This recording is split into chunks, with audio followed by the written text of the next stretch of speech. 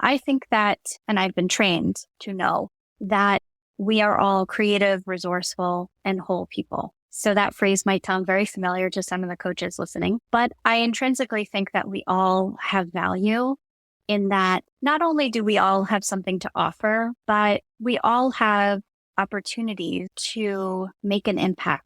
And it's up to us to make an impact that represents how we want to live in the world. As a creative professional, you are a very curious person, but often we don't hone that curiosity. We don't know how to harness it. And so what you're doing is you're employing your very deep, innate curiosity, which is why I love coaching creative professionals and creative people, because curiosity is like a prerequisite for becoming a coach. That's Tracy Candido, a certified coach for creative professionals. And it's her own curiosity that led Tracy to take on the challenge of coaching others to see the value of their work. Welcome to the Coach Factory podcast. I'm your host, Sean Hesketh. Today's episode explores the unique challenges and processes of coaching creative professionals. Tracy's first step for coaching creatives is understanding why her clients undervalue their work. Well, I think that when we identify as creative people, something special happens. I think that creative people often feel sometimes misunderstood. I think sometimes it can feel a little lonely to be creative. We often have really, really rich inner world. And culturally, I find that with a lot of my clients who are creative professionals, we aren't really so valued as kids when we're creative. Sure, there's the being a good artist or being proficient at piano, whatever you can think of as a little kid leaning into their creativity. But being creative also ties with it a certain set of values. And I see this as a pattern with my clients. Values like connection and learning and communication, things like heart and trust. And when we are brought up in school, we're just told to sit there, at least my generation. I'm on the cusp of millennial and Generation X. And we were told to be quiet and to look at the blackboard and sit forward. Oftentimes, the most creative people don't have a ton of impulse control in the best way because we are coming up with ideas over and over and over. And we're great at brainstorming. We're great at that visionary part. But when we're kids, that might mean that we turn and talk to our partner more and we're chatty, or we are not following the directions the right way, or we're not giving the right answer and we're being really expressive.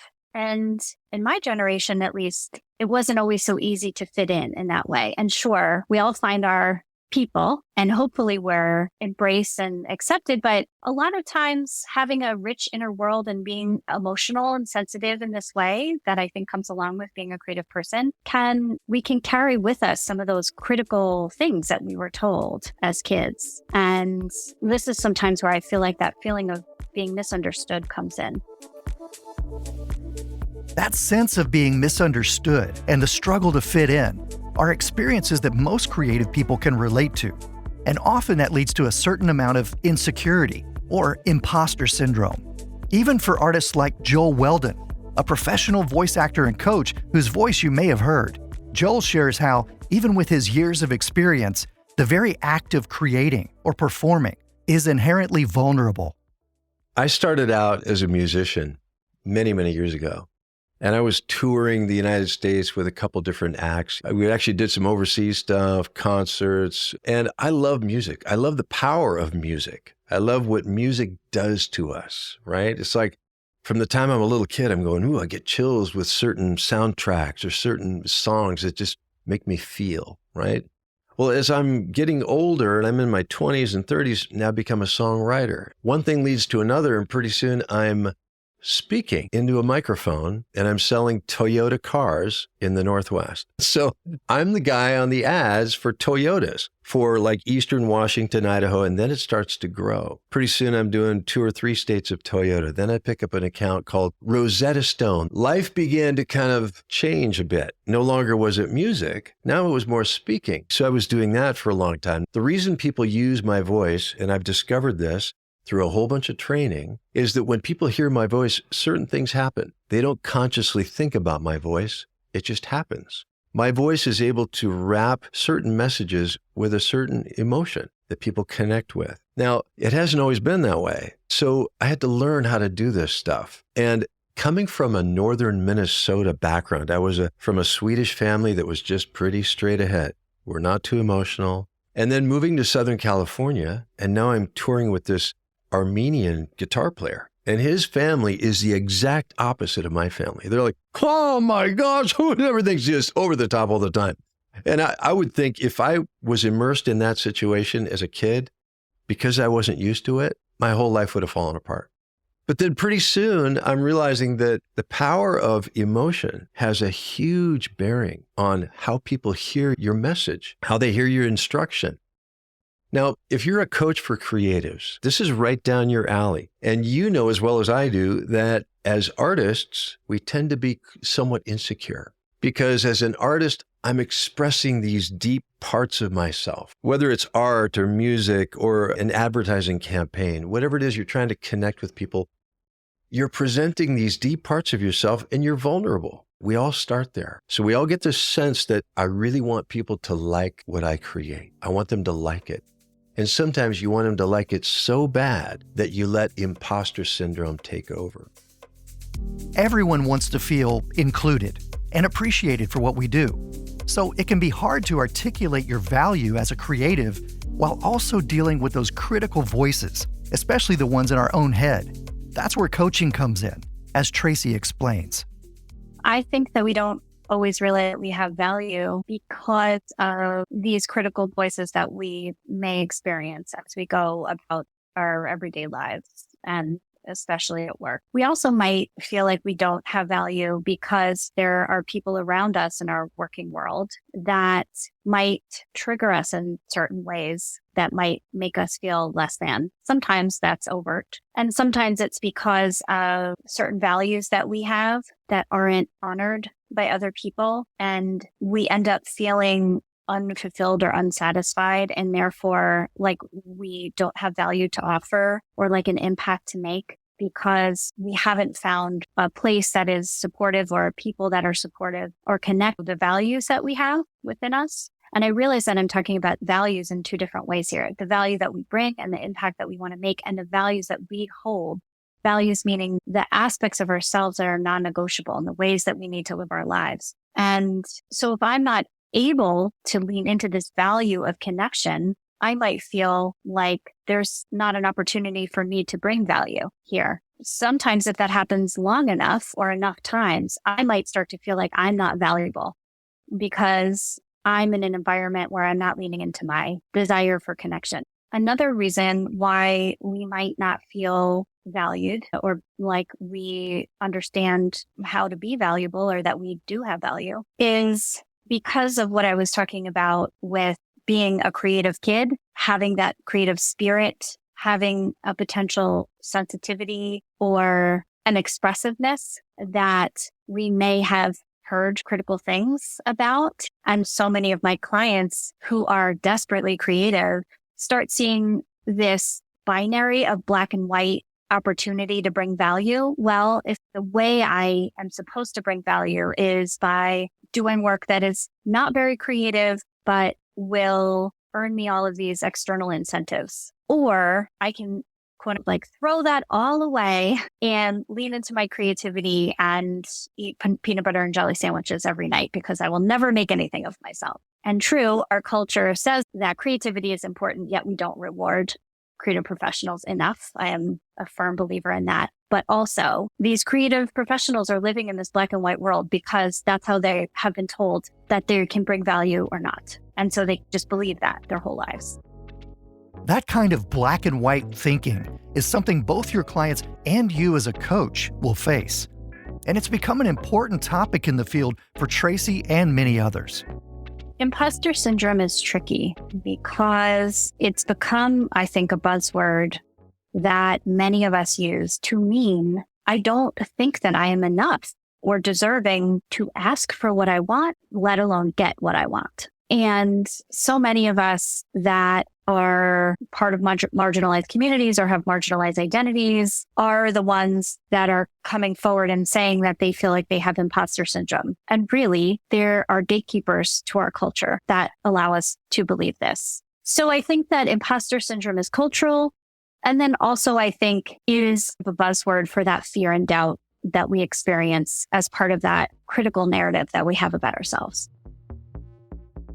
Imposter syndrome can come from outside cultural sources, but it can also come from creatives themselves. Joel shares some advice he received that helped him and his creative clients to break through the cycle of imposter syndrome. There was a time when I was doing voice work. I was really early on in the voiceover career. I was online with a client, and to me, it was a really high profile account. And they're directing me from New York City. And I get on this directed session, and there are probably 4 people in the room on the other side, and I'm reading the script as if I'm presenting this amazing product. I remember feeling very nervous, and this is really not unusual at all for those of us that perform. And you're a coach, you do perform. But I remember feeling so nervous that it was like I was sweating bullets. And it may not have been real obvious, but I'm like, oh man, it was tension in my voice, tension in my presentation, because I was nervous. I wanted them to like what I did. It's a big account. It paid me, a good amount of money, and I'm scared that they're not going to like it. And guess what? They didn't like it. They didn't like it. It was like they could feel the tension. They could feel the fact that I was more concerned about what they thought of my performance, which is kind of the nature of the beast, right? But I was more concerned about what they thought of the performance than what I'm trying to do. What is my mission? My mission is, man, I want this client to be really happy. I want them to sell a zillion bottles of this drug or whatever it is you're selling. I want them to be happy. And if you can get to the point where this is a challenge, because that whole thing fell apart. They never used me again. That account disappeared. It was gone. And that happens now and then. It may happen to you. Maybe you've got a story just like that where you went, yeah, that happened to me, right? What happens then for me was I had a friend of mine, and they challenged me and said, listen, your number one mindset, you have to care about your client. You have to care about the message you're giving your client more than you care about what people think of you. That is a really tough one, man, because we want people to like it. There's a balancing act there, right? I want to prove myself. I want them to like me. But on the other hand, I want them to succeed. Now, if I want them to succeed more than I care about what they think of me, guess what happens? Suddenly it's like you give your best work. You're invested in your client. You're invested in this person you're coaching. You're imparting this information, knowing this is going to help them so much. And if that can be your attitude going into it, the imposter syndrome just seems to melt away. And especially when you start seeing a success and somebody goes, I got it. I did it and it worked. And you go, yes. And the next person, yes, it worked. Yes, right on. You start seeing it work. Wow. That's when you know you're in a spot you're supposed to be and you're caring more about your client than about yourself. But how do you help your creative clients reset and break free of imposter syndrome? Tracy has 3 steps: identify, act, and evaluate. So my framework is aligned with what many coaches have been trained to do. It starts with understanding your identity and generating awareness around who you want to be and who you are becoming in order to understand what it is you want, like what your result ultimately you desire. And then we're starting really small in taking action to what I call create small experiments with radical intent. Some coaches say small but powerful action, where we go out in the world, or clients go out in the world after generating awareness around who you are, who you're becoming, what it is you want, and then taking action and trying something new that you wouldn't have tried on your own, and coming back to a session to evaluate and talk about what happened now, what's going well, what's not going so well, what might it mean, what have you learned, and what do you know to be true about yourself. We keep generating awareness around identity, understanding of what it is that you want to happen, what result do you want to have, taking action, doing small experiments with radical intent, and then evaluation and learning about what it might mean.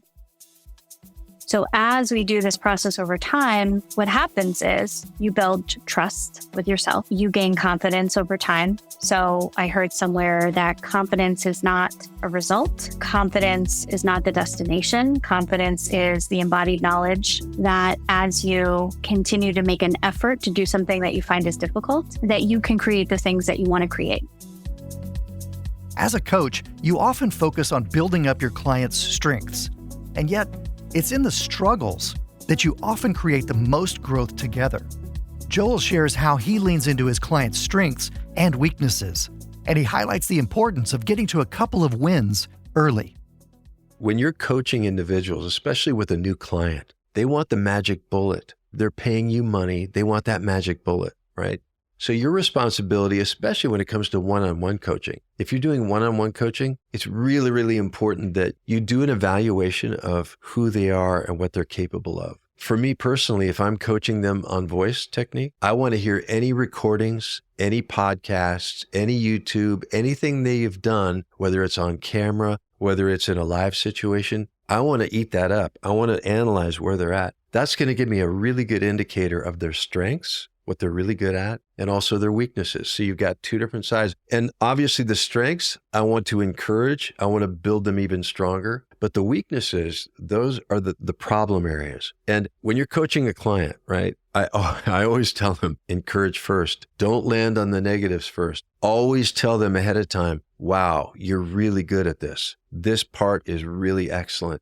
Man, I'm so excited to work with you. And these parts over here that you're coming to me for, we're going to work those out to the point you're going to feel strong all the way across the board. If you start doing that with a new client, and especially with your first session, do your homework ahead of time. Have them send that stuff to you. If it's an entry, evaluation, a survey, whatever it is you've sent them first, do your homework, figure out where they're at, what their strengths are, and what their greatest needs are.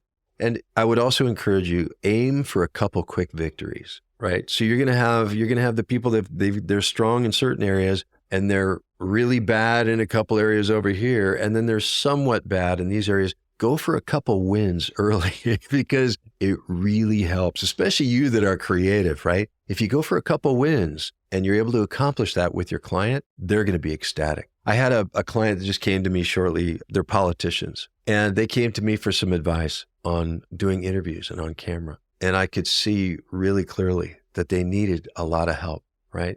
The one thing they were really good at is they were knowledgeable in their area. But the one thing they were really bad at was being able to express that expertise as an expert. They had, oh my gosh, you listen and go, they don't believe a word they're saying. They don't believe what they're talking about. And I feel very, very insecure about trusting this person with my vote. And as a politician, that's the last thing you want. You want to come across as a coach, you're knowledgeable. So in that case, I went for a couple wins. I gave them a couple strategies early. And the very next session, 2 weeks later, I used them and they worked. It was incredible. I've heard it so many times when you go for a win early, 1 or 2 wins with your client. Wow, it's going to spur them on for the next, even more difficult task. You just lit a fire underneath them and watch it go. Sometimes your greatest asset as a coach is being creative yourself. And if you don't consider yourself a creative, Joel has some great advice that just might challenge that notion and help you connect with your creative clients. When it comes to a creative, coaching a creative, there are special things that happen between us. If you're a creative person, now, how do I define a creative person? Being a creative person, I tell people who don't consider themselves creative people, I say, so does someone else write out your conversation for the day, every day when you wake up? No, of course not. It's foolish, right? What happens? You're assembling language, assembling what's creative. You're choosing your words. You are a creative person, whether you know it or not, and you've never really enhanced that part of you. I don't care if you're teaching people how to argue in a courtroom. Those parts of creativity are very much alive in you. That's considered your part of creativity. Now listen, there are people that are incredibly creative, and we tend to be considered, we're labeled creative according to we create things that people enjoy, whether it's something visual, whether it's audio, whether it's a campaign like an advertising campaign, whether it's a book, you might be a writer, maybe you're encouraging writers. All those creative endeavors, right? you really need to know yourself, what makes you tick as a creative. And then you're doing that same thing. You're imparting those same bits of wisdom that you have used to corral your creativity, to enhance your creativity, to embellish your creativity. You're using those same tools to be able to impart that to your client. It's a huge thing. And you could steal some of that stuff too. It's like, you're a creative. Well, I'm not creative enough. Then do some other things. Stretch yourself out. But that whole idea of creatives, coaching creatives, man, we can relate on levels that a lot of people can't, especially those that are squirrel creatives, because every other second oh, hey, whoa, what do you think of that?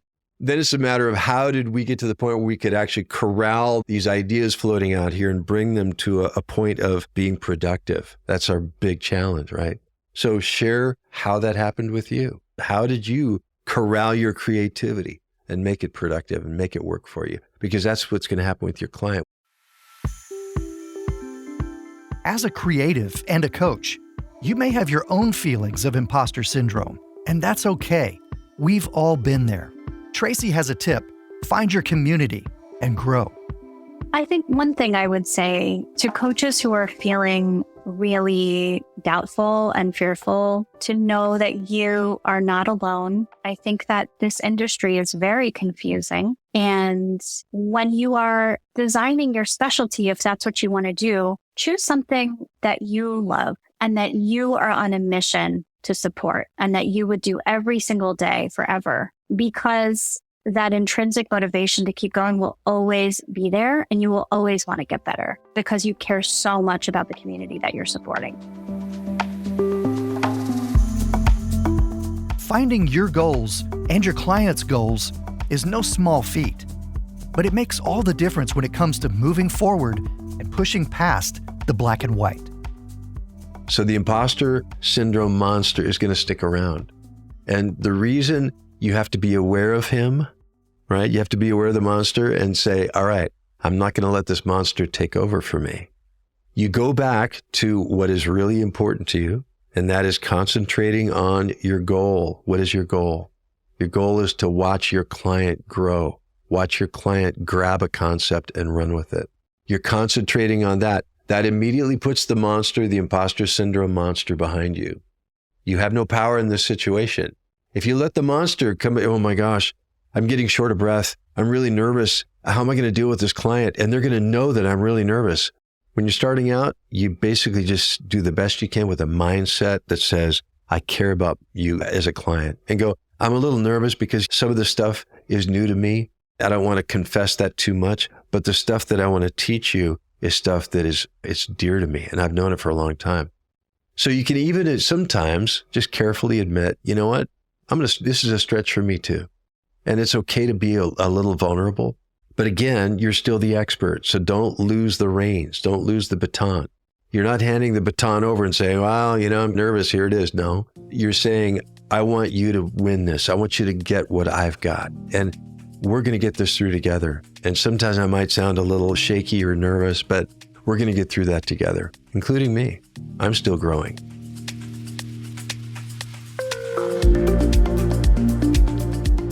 And on that note, thank you for joining me for this episode of the Coach Factory podcast. And huge thanks to Tracy Candido and Joel Weldon for their insights into some of the challenges and strategies for coaching creative professionals. This episode of the Coach Factory podcast was produced with the support of Come Alive Creative. To hear more episodes, get the show notes, and learn how to start, run, and grow your coaching practice, visit coachfactory.co.